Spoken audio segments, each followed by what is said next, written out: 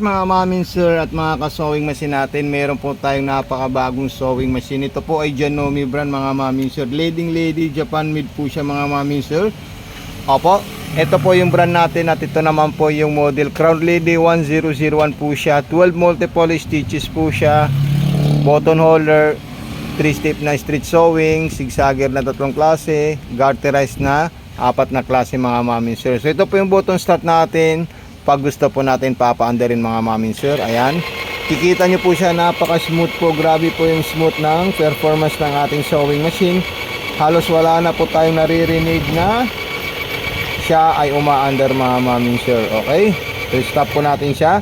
At metal bobbing case po ito mga mamin sir. Pang heavy duty na rin po ito mga mamin sir. Hindi po kayo matatakot or mangangamba na baka siya ay madaling masira, dahil hindi po siya madaling masira mga mamin sir, dahil made in Japan po siya mga mamin sir. At kung maglalagay naman po kayo ng bobbing sa ating winder, so ganito lang po siya. Papasok natin, isasabit natin dito at ilalabas natin doon. At ang tamang paglagay naman po dito mga mamin sir ay tutunog po siya. Ayan, perfect na perfect po yan mga mamin sir. Then maglalagay po tayo ng sinulid katulad yung ginawa ko kanina. So ulitin ko po mga mamin sir. Sinabit ko lang po dito mga mamin sir, doon sa dulo. Ayan, dire-diretso po siya at paangat po, then left turn, then dire-diretso po siya dito mga mamin sir. Ayan, may araw naman po tayong susundan. Ganyan po kaganda itong sewing machine natin na Janome brand mga mamin sir. Okay, so huwag nyo po kalimutan mag-follow mga mamin sir, at baka naman po pwede nyo po i-share sa mga group Facebook page nyo po mga mamin sir itong video natin. Okay, so ayan po mga mamin sir, pinasok ko na po siya. At wag nyo po agad-agad siyang tatanggalin, dahil kailangan po natin ilabas yung isang sinulid na nasa ilalim. So ayan po mga mamin sir.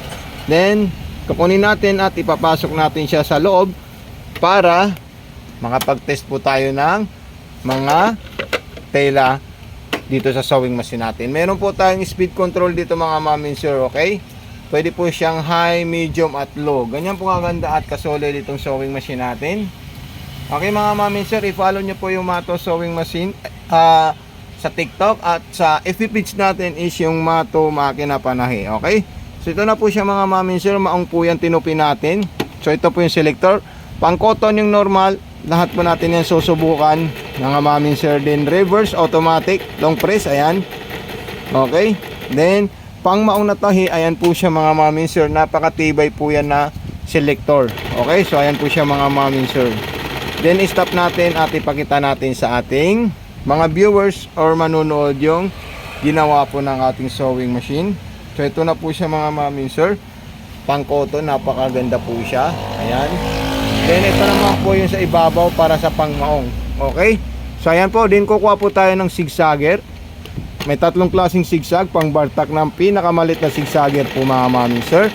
At meron din po siyang normal na zigzag para sa mga cotton. Ayan. At meron din po siyang zigzag para sa mga maong at makakapal na tela. Ito, ayan. Yung garterized po niya is 4 na klase po siya mga mamin sir. Okay, ayan. Then makikita nyo po talaga na napakaganda po yung sewing machine natin. Okay, so ayan po siya mga mamin sir. Tanggalin natin then para po maipakita po natin sa inyo. Ayan, okay. So ito na po mga mamin sir, yung zigzag na malaki, then medium, then small. Para po yung sa 3 klaseng tela mga mamin sir, kung kayo po ay magsisigsag. Okay, so isunod po natin yung pang-garterize po natin mga mamin sir na may step na W. Ayan po siya mga mamin sir. Okay, napakaganda po yan at napaka-solid po yung sewing machine natin. Then stop natin siya mga mamin sir. Then kunin naman natin yung another na zigzagger po niya para sa pang-garterize. Okay, ayan po siya mga mamin sir. Hindi lang yan, meron din po siyang B-shape na 2 klase. Ayan. At meron din po siyang pang wallet or pang button holder. Okay, so i-avail na po ito pag napanood nyo po mga mamin sir, kasi hindi po tayo napakaraming stock na ganito. So kukuha po tayo ng pang wallet, i-back to left right po tayo mga mamin sir. Ayan. Then number 1. Okay, paabanti po yung number 1, then pang-lock yung 2 and 4.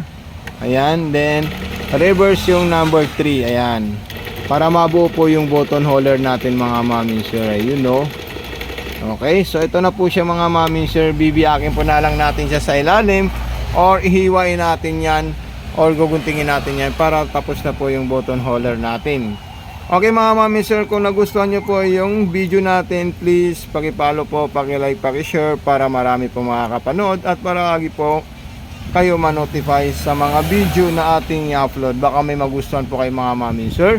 Okay, so meron po tayong TikTok account, Mato Sewing Machine, FB page, Mato Makina Panahi, Shopee, Mato Sewing Machine Store. Salamat po, God bless and more power po. Peace out po. Mga mamin sir, meron naman po tayong napakagandang sewing machine at napakadali i-operate na sewing machine. Ito po ay Norio Yamasaki brand. Meron po siyang catalog dito kung paano po tayo magto-thread, maglalagay ng sinulid sa itaas papunta sa needle. Okay, so ganito lang po siya mga mami sir ang paglalagay natin ng sinulid. May arrow po dyan, then diretso po dito mga mami sir, at dito naman po. Ayan, then sumunod naman po dyan mga mami sir, isasagad natin dito. Okay, pagkatapos diretso na po tayo sa butas ng karayom. Ganun din po siya mga mami sir, metal bar. Okay mga mami sir, so ayan po yung sewing machine natin na napakaganda, napakakinis, napakasariwa at napakabago. Pulidong pulido po siya mga mami sir, at solid na solid po siya. So ayan po, ito po yung button start natin at saka button stop. Din meron po tayong speed control dito, pwede natin i-adjust. Din selector ng mga stitches kasi 13 multiple stitches po siya. Din reverse, din tension. Ayan, okay, button start. So ayan po siya mga mami sir. Din reverse natin, tingnan natin kung gaano ka-solid at kaganda yung reverse. Ayan mga mami sir, napaka-smooth at napakaganda po siya manahi mga mami sir. Ayan, okay. So ayan po siya yung stitches natin mga mami sir, para po yan sa pangmaong. Ngayon kung gusto nyo po medyo masinsin para sa mga cotton, i-option nyo lang po yung selector niya mga mami sir. Ayan, then button start, then button stop mga mami sir. At kung gusto nyo lang po mag-zigzag, hanapin nyo lang po dito yung mga zigzagger na gusto nyo. Tapos meron din po siyang button holder dito. Okay, ayan. Ayan po yung button holder niya mga mami sir, napaka solid po siya. Then maglalak tayo ulit. Ayan. Then magre-reverse po tayo ng abante para makita po natin. So okay, so ayan po siya mga mami sir. Then kung gusto niyo po magsigsag mga mami sir at magborda ng iba't ibang klaseng design, meron din po yan mga mami sir. Meron din po siya pang garterize, meron din po siya pang manual embroidery. So ayan. So i-check muna natin yung iba't ibang klaseng stitches na ginawa ng ating sewing machine, para po meron po tayong katibayan at saka evidence kung talagang nagpa-function po. Ayan po mga mami sir, pinakita ko na po sa inyo mga mami sir at mga ka-sewing machine natin. Tapos meron naman po siyang another V-shape na pang-garterize. Ayan po siya. Okay, then gawin naman natin yung W-shape na pang-garterize mga mami sir. Ayan, napaka-solid na sewing machine po ito mga mami sir. Hindi nga lang siya branded, pero sa quality at saka durable, lumalaban po to na pang matagalan na panahon mga mami sir. At magagamit niyo po ito mga mami sir sa pang matagalan na panahon mga mami sir. So okay po siya mga mami sir at mga ka-sewing machine natin. So stop natin at i-check natin yung dalawang klaseng pang garterize na tahi ng ating sewing machine. Okay, murang-mura lang po yan mga mami sir, dahil 3,500 pesos lang po yan. Naka-promo sale po yan mga mami sir. Pag nakita nyo pong ganyan, imay nyo na po siya kasi babalik po siya sa original price once na hindi pa siya na-avail. Okay, tapos ito po siya mga mami sir. Ayan, back to back po yan mga mami sir. Then another stitches, yung pang manual embroidery at saka pang edging nya, pwede po yan. Okay, button start. So ayan po siya mga mami sir. Then sumunod naman po dyan yung zigzag na tatlong klase, pang manipis, pang cotton at pang maong. So subukan natin yung pang maong na zigzag mga mami sir. Ayan, okay, malaking zigzag po yan. Para sa mga cotton, normal na zigzag. So ayan po siya. Para sa mga maninipis, meron din po siya na maliit na zigzagger mga mami sir. Okay, so ayan po siya. Then i-check natin siya, yung dalawang klaseng zigzag, pang maong, pang cotton, para makita nyo po siya mga mami sir. So ito po yung pang cotton natin na normal na zigzag, din pang maong, ito siya din manual embroidery. At yung para sa mga maninipis na tela mga mami sir, meron din po siya sa zigzagger. Hindi po yan mawawala mga mami sir. Okay? Kung nagustuhan nyo po yung full video natin mga mami sir, baka naman po pwede humingi sa inyo ng follow and like and share sa ating FB page sa Mato Makina Panahe para palagi po kayo ma-updated. At kung gusto nyo naman po mag-search at nanonood sa TikTok, i-search nyo po yung Mato Sewing Machine. Nandun po lahat yung sewing machine natin na nandito sa store mga mami sir. Okay, so maraming salamat po sa inyo. God bless, more power, peace out, at ingat po kayo lahat. Okay? So ayan po siya mga mami sir, yung Norio Yamasaki brand po natin na napakaganda. Napakabago po yan mga mami sir. Wala pong issue yan at wala po siyang gas-gas mga mami sir. Okay, at kung hanapin naman po yung model niya, nandito po sa AG001 mga mami sir. Okay? So, hanggang dito lang po tayo mga mami sir para sa susunod na video naman po natin. Yes mga mami sir at mga ka-sewing machine natin, meron naman po tayong new arrival na sewing machine. Metal bobbin case po siya at metal gear. Okay, so ito po ay heavy duty mga mami sir. Promo sale po siya mga mami sir, 3,500 pesos po siya. Push button automatic po siya. Ganito po yung paglagay natin ng tamang bobbing. Susukob natin dyan, tutulak natin po yan. Yan. Okay, tapos maglalagay po tayo ng sinulid para makita po natin kung gaano kaganda ang performance ng ating sewing machine. So ito po yung sinulid natin. So dito na po yan ilalagay sa sahig. Okay po mga mami sir at mga ka-sewing machine natin. Ayan, nilagay ko lang po dyan, tapos isasabit ko po dito at dito rin po mga mami sir. Ayan, makikita nyo po siya mga mami sir, dire-diretso lang po siya. Kailangan po maramdaman po natin dito na pumasok. Para pumasok po dyan, hilain nyo po ito. Pag nahila nyo po, paangat na po siya at mayroon pong metal hinge dyan. So ayun po siya. Then isasabit natin papunta sa kaliwa. Okay, kung hindi nyo po naiintindihan, mag-PM po kayo sa akin at mag-message po kayo sa akin para mano-mano ko po sa inyo maituro kung paano po tayo maglalagay ng sinulid dito mga mami sir. Okay, pakipalo na lang po yung page natin Mato Makina Panahe at pakipalo na rin po at pakilike yung TikTok account natin Mato Sewing Machine. Okay mga mami sir at mga ka-sewing machine natin dyan, para ma-pick up natin yung sinulid, ikutin natin yung handwheel ng mano-mano para umakyat po yung dalawang sinulid. Pag nakita po natin umakyat yung dalawang sinulid, hilain natin papunta sa likod at isasarado po natin yan at ilalagay po natin yan. May mga freebies na rin po yan mga mami sir at mga ka-sewing machine natin. Kung kumpletuhin po natin yan once na kayo po ay nag-avail, at bibigyan ko kayo ng tutorial demo kung paano po siya gagamitin ulit. Okay, so ayan po siya. Then button start, mayroon pong nakasulat dito.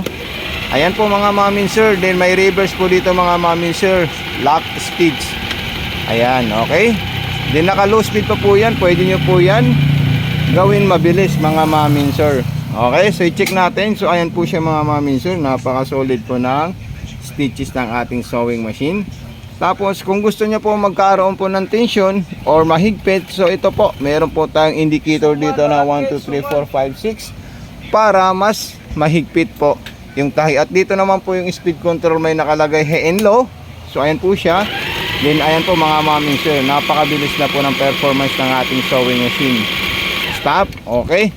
So ayan, tanggalin natin, pakita po natin sa ating video. So ito po siya mga mami sir, yung pasada niya. Ito yung una na nasa number 1, then ito naman po is nasa number 8. Kaya ganyan po yung differences ng may tension at saka walang tension. Okay mga mami sir, magsisigsag po tayo sa ating sewing machine. So indicator at selector, sigsag na maliit, ayan, at sigsag na medium. Okay, so itoldo po natin yan at ating pindutin. Ayan, pwede po siyang pang aging. Napaka smooth ng performance ng ating sewing machine. Okay, so ayan po mga mami sir, tatanggalin natin yan para makita nyo po. Okay, so ayan, then i-check natin yung pasada sa ilalim para clear po at maliwanag po sa inyo. So ito po yung ibabaw natin mga mami sir na kulay green, at ito naman po yung ilalim niya na kulay yellow. Okay, so hindi lang po yan mga mami sir, meron pa po yung ibang klaseng design na zigzagger. Ayan, pang manual embroidery, makikita nyo po siya. Toldok nyo ulit. Ayan, pwede po kayo gumawa ng pang patches, pangalan, manual embroidery, at kahit anong klaseng letra, basta marunong po kayo mag-gokit at sumunod doon sa kanyang stitches mga maming sir. Okay? So ayan po siya mga maming sir. Yan, i-check natin yung ginawa niyang stitches. So okay po mga mamin sir, so gagawa po tayo ng pang scallop na design. Yan po ay napakagandang pang borda kung kayo po ay mahilig magborda at mag-design ng tela, damit at kortina. Scallop po yan, ang tawag po namin dyan is half moon mga mamin sir. Okay? Then hindi lang po yan, mayroon po siyang panahi sa mga spandex na tela katulad ng jersey, ayan, zigzagger na 3-step, ayan, W-shape ang tawag dyan. Then ito namang isa is B-shape. Okay, tapos meron din po yung button holder. Ganyan kaganda itong sewing machine natin. Kaya panalong panalo po kayo dyan mga mamin sir. Okay, so ito na, ipakita natin yung ginawa niyang scallop at pang garterize na stretchable na tela. So ito po siya mga mamin sir. Ito, ayan, scallop, then garterize na W shape at saka V shape. Then gagawa naman po tayo mga mamin sir ng button holder. So maglalak muna tayo mga mamin sir bago po natin siya sundan yung 3-step na button holder. Ayan, okay. So makikita nyo lang po siya mga mamin sir kung gaano po siya kaganda. Ayan, okay, ulitin natin. 2 and 4 lock po yan. Din yung number 1 is abante po siya mga mamin sir. Speed control po natin siya para mabilis po tayo makatapos ng pangwalis or button holder. Ayan, then 2 and 4 ulit. Then number 3. Yung number 3 is yan po yung pang button holder guide po natin dyan. Okay, so ito na po siya mga mamin sir. Bibiyakin nyo lang po yan at hihiwain nyo lang po siya sa gitna. Okay, so hanggang dito lang po mga mamin sir. At kung sakaling nagustuhan nyo itong full video natin mga mamin sir, huwag nyo po kalimutan mag-follow sa FB page natin sa Mato Makina Panahi para palagi po kayo ma-updated sa mga video na ating gagawin. So okay, so thank you so much. God bless and more power po sa inyong lahat. Peace out.